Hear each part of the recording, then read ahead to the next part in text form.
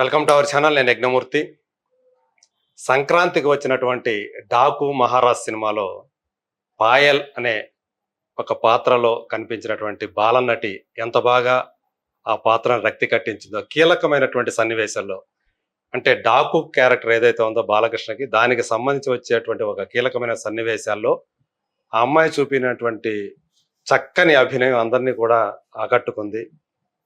ఆ అమ్మాయి పేరు గగన గీతిక. సో గగనం అంటే మనకు తెలుసు ఆకాశం, గీతిక అంటే గీత, లైన్. సో అంటే ఆకాశంలో గీసిన గీత అనమాట గగన గీతిక. ఆ గగన గీతిక ఇప్పుడు మనతో పాటు ఉంది. ఆమె కాదు, ఆమెను సో నటిగా మన ప్రపంచానికి ఇచ్చినటువంటి ఆమె తండ్రి కూడా, శ్రీతేజ్ కూడా మన ముందున్నారు. ఆయన స్వతహాగా నటుడు. ఆ తండ్రి కూతుళ్ళు ఇద్దరూ కలిసి చేసినటువంటి అనేకమైన రీల్స్ చాలా పాపులర్ అయ్యాయి. సో ఇప్పుడు ఆ ఇద్దరు కూడా మన ముందున్నారు. గగన గీతిగా ఆమె నటిగా ఏంటి, ఆమె గోల్స్ ఏంటి, ఆమెకు వచ్చినటువంటి అంటే డాకు మహారాజ్ సినిమానే కాకుండా గతంలో RRR సినిమా కూడా ఆమె చేసింది కొద్ది సినిమాలు అయినప్పుడు కూడా ప్రేక్షకుల యొక్క అటెన్షన్ పొందగలిగింది.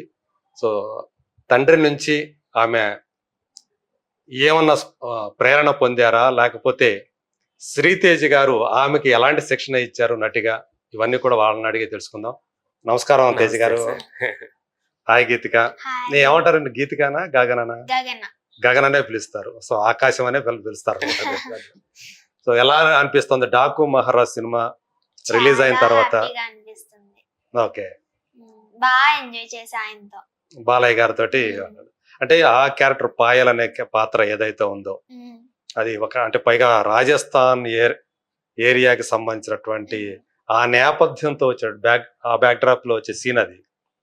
సో అక్కడ అవి చేసేటప్పుడు సో ఎలా హ్యాపీగా గడిచిపోయిందా, లేకపోతే ఏమైనా కొంచెం కష్టపడ్డారా ఆ సీన్ చేసేటప్పుడు? కొంచెం అంటే కష్టమైంది. అంటే కింద పడిపోయినప్పుడు ఇసుక కంట్లోకి వెళ్ళిపోవడం, ఫైర్ ముందుంటే దాని వంకే చూస్తూ ఉండాలి బ్లింక్ చేయకుండా. ఓకే, అది కొంచెం ఇబ్బందిగా అనిపిస్తుంది. చాలా ఎంజాయ్ చేశాను. అదే అలా కింద పడిపోయేటప్పుడు అంటే ఎలా, ఏమైనా జాగ్రత్తలు తీసుకున్నారా లేకపోతే అట్లా పడిపోయారా డైరెక్ట్ గా? ఫస్ట్ వైట్ షార్ట్ లో బెడ్ చేశారు, దాని తర్వాత డైరెక్ట్ గా. మరి అట్లా పడిపోవటం అంటే ఇబ్బంది అనిపించలేదా మీకు? అంటే ఇబ్బంది, కొంచెం పెయిన్ అనిపించింది, పర్లేదు తగ్గిపోద్ది అని చెప్పి అలా చేసి. అంతేగాని చెంపలకి ఏమో అవి ఇదవటం, రబ్ అవటం, ఇసుక అట్లాంటిది అయిందా? ఇబ్బంది పడ్డారు మొత్తానికి. సో కానీ మీకు థియేటర్ లో ఆ సినిమా చూసుకున్న తర్వాత ఏమనిపించింది తెర మీద? చాలా హ్యాపీగా అనిపించింది. అంటే అంత పెద్ద మూవీలో చేస్తానని ఎప్పుడు ఎక్స్పెక్ట్ చేయలేదు అన్నమాట. ఓకే, అంటే కొంచెం ఆ గుర్తింపు వచ్చేటువంటి ఒక పాత్ర చేస్తారు. అంటే RRR లో మీరు చేశారే కానీ మరి చిన్న పాత్ర అవటం వల్ల ఎక్కువ మంది మిమ్మల్ని గుర్తించలేకపోయారు అనుకుంటా, మేబీ అంతే కదా? సో ఈ క్యారెక్టర్ అయితే మాత్రం ఇట్లా పాయల్ అనే పాత్ర చేసింది ఒక అమ్మాయి. మేము ఈ రీల్స్ చూశాను. ఆ రీల్స్ లో ఉన్న గగనాకి ఈ డాకు మహారాజులో ఉన్న పాయల్కి అసలు సంబంధమే లేదే. అలా ఎలా మేకప్ అది ఏమన్నా వేరే కలర్ వేసారా మీకు మూవీలో? కొంచెం డార్క్ టైప్. మరి అది వేస్తున్నప్పుడు, ఆ మేకప్ వేస్తున్నప్పుడు మీకేమన్నా అరే నన్ను డీగ్లామర్ చేస్తున్నారా అని చెప్పి ఏమో అనిపించలేదా? ఆల్మోస్ట్ నేను చేసిన మూవీస్ అన్ని డీ గ్లామర్ గానే ఉంటాయి. ఎందుకని ఇంత చక్కటి అమ్మాయిని ఎందుకు అట్లా డీ గ్లామర్ చేస్తున్నారు సినిమాల్లో? క్యారెక్టర్ వైస్ గా.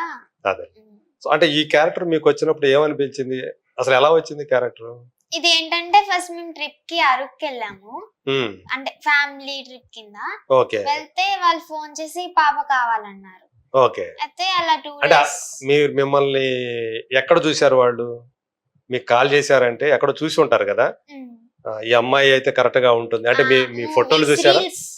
రీల్స్ ఏనా? ఆడిషన్ మూవీస్ అన్ని చూసి పిలిచారు. పిలిచిన తర్వాత చేశాక ఏదో ఆడిషన్ ఇచ్చారా? అప్పుడు ఆడిషన్ ఇచ్చాక ఓకే సెలెక్టెడ్ అన్నారు. ఓకే, నువ్వు సెలెక్టెడ్ అని చెప్పేసి అన్నారా? సో ప్రత్యేకించి బాలయ్య గారితో పనిచేస్తున్నప్పుడు ఏమనిపించింది? ఆయన ఏమైనా మీతో మాట్లాడారా అసలు ఆ టైంలో? లాస్ట్ డే మా ఇద్దరికి షూట్ అప్పుడు ఆయన వెళ్ళిపోతున్నారు, వెళ్ళిపోతుంటే మళ్ళీ పిలిచి నా గురించి ఎత్తుక్కుని బాయ్ చెప్పి గాడ్ బ్లెస్ యూ, నీకు మంచి ఫ్యూచర్ ఉందని మాట్లాడారు అనమాట. ఓకే. ఏమైనా సలహా ఇచ్చారా? ఆ షూటింగ్ టైంలో ఏదన్నా మీకు సజెషన్స్ లాంటివి ఏమైనా ఇచ్చారా? లేదు అలాంటిది ఏం లేదు. సో తినమని చెప్పి బాగా తినమని అన్నారు తప్ప ఎందుకు బక్కగా బక్కపడుతున్నారు? బుడంకాయ బాగా తిను అని చెప్పేవారండి. అవునా? మీరు కూడా వెళ్తే తనతో పాటు నేనే షూటింగ్? నేనే తీసుకొస్తాను. ఓకే. సో మొత్తానికి అంటే ఈ డాకు మహారాజ్ అనే సినిమా ఎలాంటి ఎక్స్పీరియన్స్ ఇచ్చింది అంటే ఏం చెప్తావమ్మా?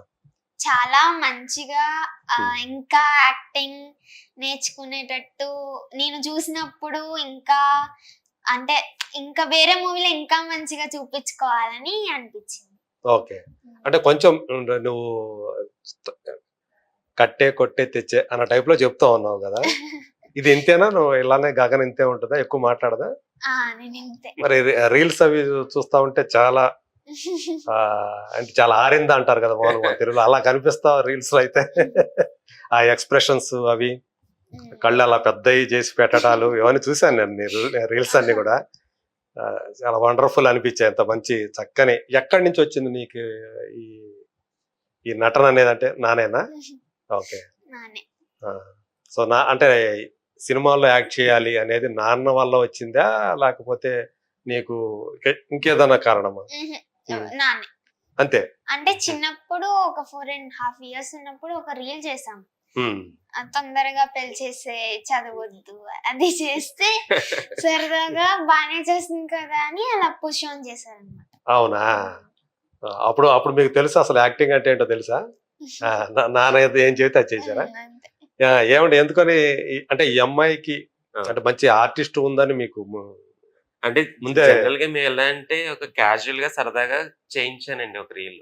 అది కూడా ఏంటంటే ఓసోస్ రాకాసి ఉంది కదా, అవును, అందులో నాన్న నాకు త్వరగా పెళ్లి చేసేయండి నాన్న ఆ డైలాగ్ అది ఫేమస్. జస్ట్ చెప్పాను, అది ఎక్స్ప్రెషన్స్ ఇలా ఇస్తే 4 years లోనే ఎలా చెప్తే అలా చేసేస్తుంది. అంటే అదే ఏంటి బానే చేస్తుంది కదా అని చెప్పి ఇంకా కొంచెం కొంచెం మెల్లగా రీల్స్ స్టార్ట్ చేశాను. అప్పుడు టిక్ టాక్ ఉండేది రీల్స్. అప్పటికి నేను మూవీస్ చేశానండి, చేసి సీరియల్స్ అవి కూడా చేస్తున్నాను.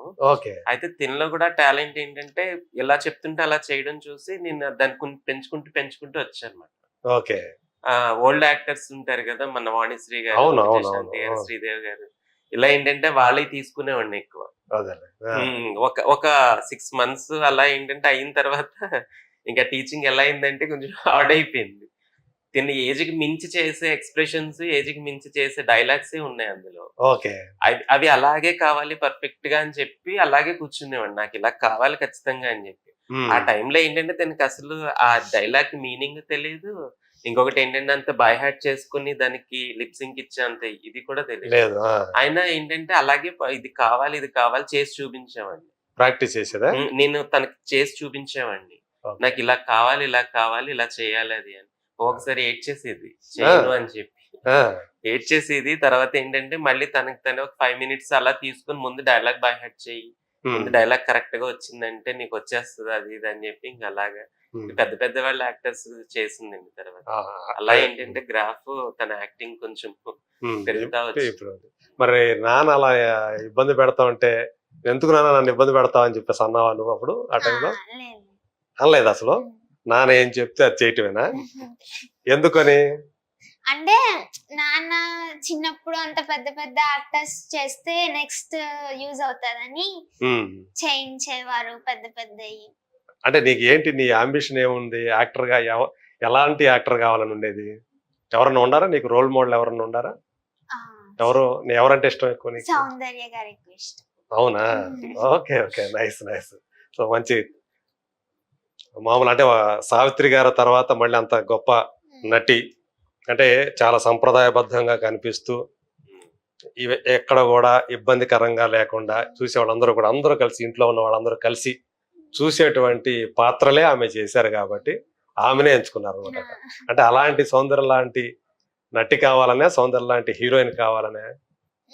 అంటే హీరోయిన్ అని కాదు, ప్రెసెంట్ ఏం లేదు అలా. జస్ట్ నార్మల్ గా యాక్టింగ్ చేస్తున్నా గానీ హీరోయిన్ అవ్వాలని ఏమీ అనుకోవట్లే ఇంకా. ఫస్ట్ మీరు కెమెరా ముందుకు వచ్చిన సినిమా ఏది? లాయర్ విశ్వనాథ్. ఆలీ. ఓకే. ఈ మధ్యగా వచ్చింది, 4-5 ఏళ్ళు అయింటుంది. తనకి ఆల్మోస్ట్ 4.5 years నుంచి స్టార్ట్ చేశాను. ఓకే. ఫస్ట్ ఆ మూవీ పాండమిక్ టైమ్ లో తీసిన సినిమా అవును అనుకుంటా. సార్. అది ఆ టైంలో ఓటీటీకి ఇచ్చారు. అది డైరెక్ట్ థియేటర్ కి రిలీజ్ కాదు. థియేటర్ కూడా రిలీజ్ చేశారు. చేశారా? చేశారు. ఓటీటీకి కూడా ఇచ్చారు వెంటనే. Okay okay. అందులో ఏంటంటే ఛత్రపతి శేఖర్ ఉన్నారు కదా, ఆయనకి సెకండ్ డాటర్ గా అవునా? కోర్టులో సీన్స్ అది అని చెప్పి అప్పుడు కూడా జస్ట్ ఇంకెలాగో రీల్స్ బాగా చేస్తుంది కదా, ఇంక చూద్దాం చిన్నప్పుడు కదా అని చెప్పి అదే. తీసుకెళ్ళి అందరూ చేస్తే అప్పుడు కూడా డైరెక్టర్ ఏం చెప్తే అది చేసేసేది. కోర్ట్ బోల్ లోకి వచ్చి నాన్న కావాలి, నాన్న దగ్గరే ఉంటానని చెప్పి డైలాగ్ మాట. అది ఈజీగా చేసి ఆ డైరెక్టర్ కూడా నాకు ఇచ్చేయండి, మీరు పెంచుకుంటాం, మంచి టాలెంటెడ్ లా ఉంది, అసలు ఏజ్ ఏంటి, ఆ అమ్మాయి చేసేస్తుంది వెంటనే అని. ఇంకా అప్పుడైతే ఒక ఎంత 5 ఏళ్ళ 6 ఏళ్ళు అంటే 5 years వచ్చింటాయి. 5 years వచ్చాయి. అంతే. ఇప్పుడు 6th క్లాస్ చదువుతుంది. ఓకే. ఇంకా దాని నుంచి ఏంటంటే RRR లో వచ్చింది సార్, అప్పుడు పంపించారు. ఓకే. తర్వాత ట్రిపుల్ లో ఎన్ని రోజులు చేశారు షూట్? 1 week చేసాము. బట్ దీని క్యారెక్టర్ ఏంటంటే అప్పటికి 5 years ఆ మళ్ళీ క్యారెక్టర్ ఉంది కదా, అవును. సిస్టర్ గాని పిలిచారు. తర్వాత లాస్ట్ ఒక సీన్ లో మాత్రం ఉంచారు, మిగతాదంతా 18 లో తీసేసారా? అందువల్ల స్క్రీన్ స్పేస్ ఎక్కువ దొరకలేదు అనమాట అది. ఇంకా తర్వాత నారప్పలో బాగానే వెంకటేష్ గారు ఫ్లాష్ బ్యాక్ లో కనిపించింది. Flashback scene. Flashback Venkatesh గారికి మరదలు ఉండదు కదా, అవును. వాళ్ళ ఫ్యామిలీలో పాపలాగా బామ్మగారు పట్టుకొని తిరుగుతా ఉంటారు. ఓకే. అలా తర్వాత ఇంకా హీరోయిన్ చిన్నప్పుడు క్యారెక్టర్స్ చేసింది. తెల్లవారితే గురువారం హీరోయిన్ చిన్నప్పుడు. Okay okay. హిడింబాలో తెల్లవారితే గురువారం అంటే తమన్నా కాదు సార్, తెల్లవారితే గురువారం ఈయన సారీ, అది నేను చెప్తుంది గుర్తుందా శీతాకాలం, కొంచెం రెలవెంట్ గా అనిపించేటప్పుడు. ఓకే. కీరవాణి వాళ్ళ అబ్బాయి సెకండ్ మూవీ మత్తు వదలరా హీరో ఉంది. అవునవును, శ్రీసింహ. శ్రీసింహ